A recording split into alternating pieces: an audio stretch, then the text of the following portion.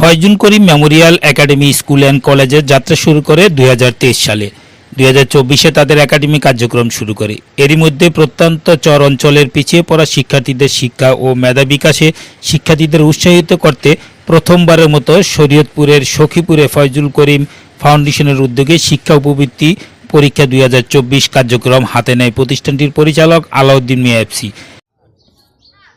তারই ধারাবাহিকতায় আজ শনিবার সখীপুর থানার আরশিনগর ইউনিয়নের Faizul Karim memorial academy school and কলেজে সকাল 9টা থেকে 10:30 প্রাইমারি শাখা এবং 11টা থেকে 12টা পর্যন্ত মাধ্যমিক শাখার 2টি শিফটে এই পরীক্ষা অনুষ্ঠিত হয়। অনুষ্ঠিত পরীক্ষা জেলার 4টি থানায় প্রায় শতাধিক শিক্ষা প্রতিষ্ঠানের 3য় থেকে 8ম শ্রেণীর 1000 শিক্ষার্থী স্বতঃস্ফূর্ত অংশগ্রহণ করেন। পরীক্ষা চলাকালে ফয়জুল করিম ফাউন্ডেশনের পরিচালক আলাউদ্দিন মিয়া এফসির উপস্থিতিতে কেন্দ্র পরিদর্শন করেন। Faizul Karim memorial academy school and কলেজের প্রিন্সিপাল নাহিদা সুলতানা, সিরাজ শিকদার ডিগ্রি কলেজের সহকারী অধ্যাপক মোতালেব মিয়া সহ বিভিন্ন শিক্ষা প্রতিষ্ঠানের প্রধান। পরীক্ষা নিয়ন্ত্রকের দায়িত্ব পালন করে ফয়জুল করিম মেমোরিয়াল একাডেমির ভাইস প্রিন্সিপাল সাইফুল ইসলাম, সহকারী শিক্ষক সোহেল তানবীর সহ প্রতিষ্ঠানের শিক্ষকবৃন্দু। এদিকে আগত শিক্ষার্থী, অভিভাবক, শিক্ষক মণ্ডলী এই মেধা মূল্যায়ন পরীক্ষার আয়োজনকে সাধুবাদ জানিয়ে সামনের দিনগুলিকে শিক্ষার্থীদের মেধা মনোনয়ন চিন্তাধারার বিকাশ সাধনে এমন কার্যক্রমে অংশগ্রহণ ও সহযোগিতা করবেন বলে জানান। আগামী 22শে ডিসেম্বর একাডেমির অফিসিয়াল ওয়েবসাইটে এই পরীক্ষার ফলাফল প্রকাশ করা হবে। এই পরীক্ষায় অংশগ্রহণ করতে পেরে আমি অনেক আনন্দ বোধ করি। এই ধরনের পরীক্ষা যত প্রতিনিয়ত হয় আমাদের আমি যে পরীক্ষা দিয়েছি আলহামদুলিল্লাহ অনেক ভালো দিয়েছি। এই ধরনের উপবৃত্তিমূলক যদি পরীক্ষা চলমান থাকে তাহলে আমাদের মাদ্রাসার বা অন্যান্য শিক্ষার্থীদের মেধাবৃত্তি ঘটবে। তো আলহামদুলিল্লাহ আমার পরীক্ষা অনেক ভালো হয়েছে, আশা করি বৃত্তি পাবো। আমি খুশি যে আমাদের এলাকায় এরকম একটি পরীক্ষা হচ্ছে। আমি চাই এটি আরো চলমান থাকুক এবং এটি অব্যাহত থাকুক এবং এটা দিলে আমরা মেধা বিকশিত হতে পারবো।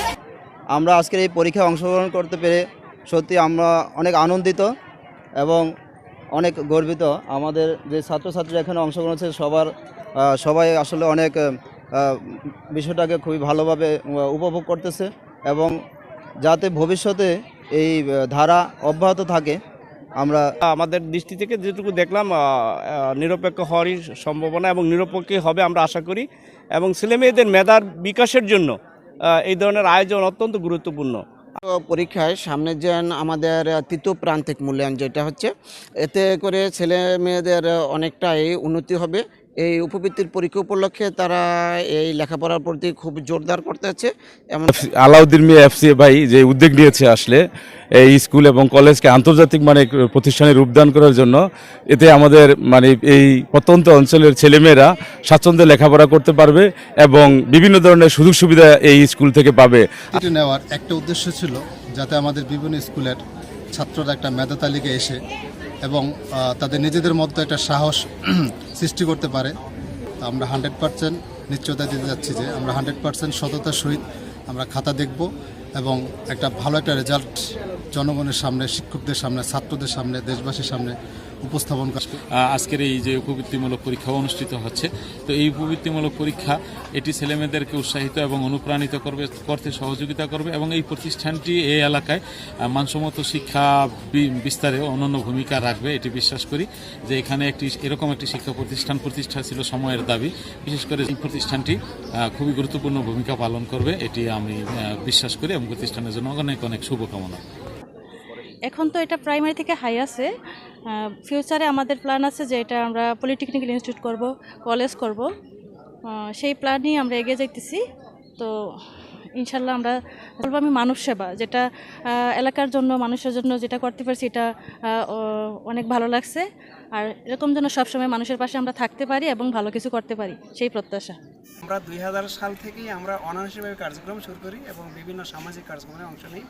এর মধ্যে ছিল আমাদের বিভিন্ন গরিব দুস্থ অসহায় লোকদের চিকিৎসা বা ছেলেমেয়েদের বিবাহের ক্ষেত্রে সাহায্য সহযোগিতা করা, অসহায় পঙ্গুদের আমরা কিছু সাহায্য সহযোগিতা করে থাকি। কিছুদিন আগে আমরা একটা চিকিৎসা ক্যাম্প করেছি, এখানে বিনামূল্যে চিকিৎসা এবং ঔষধ দিয়েছি। এখন এই প্রথমবারের মতো আমরা একটা বৃত্তি পরীক্ষা নিতে যাচ্ছি প্রাইমারি এবং হাই স্কুলের জন্য। ফয়জুল করিম ফাউন্ডেশন থেকে প্রায় আমরা 100 স্কুলের ছাত্রছাত্রী অংশগ্রহণ করছে এবং এখানে প্রায় 1000 ছাত্রছাত্রী আজকের পরীক্ষায় অংশগ্রহণ করতেছে। তো এলাকায় এরকম আরও সামাজিক কার্যক্রমে আমরা অংশগ্রহণ করি। বিশেষ করে গত কোভিডের সময় আমরা এলাকায় যারা গরিব অসহায় এবং কোভিডের কারণে যারা ইফেক্টেড হয়েছে তাদেরকে আমরা খাদ্য সামগ্রী বিতরণ করেছি, আর্থিক সাহায্য দিয়েছি এবং এই কাজগুলো আমরা অনেকটা গোপনীয়তার সহিত করেছি, যাতে অনেকেই চক্ষু লজ্জার ভয়ে বা সামাজিকভাবে ছোট হবে এই জন্য এই সাহায্য সাথে অনেকে নিতে চায়নি, তাদের জন্য আমরা গোপনভাবে করেছি।